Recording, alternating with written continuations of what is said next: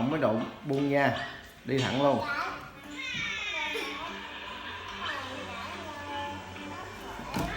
Trời ơi, nó dở không?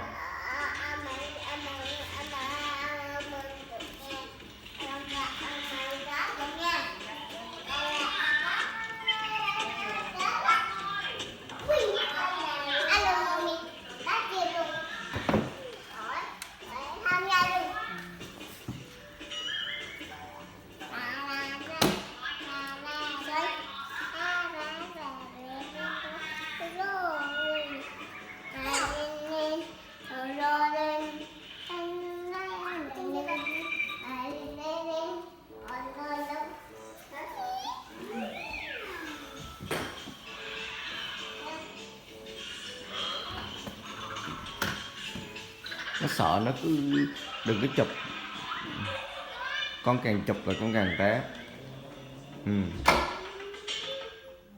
Đi thẳng, đi ngồi lại ba, không có chụp.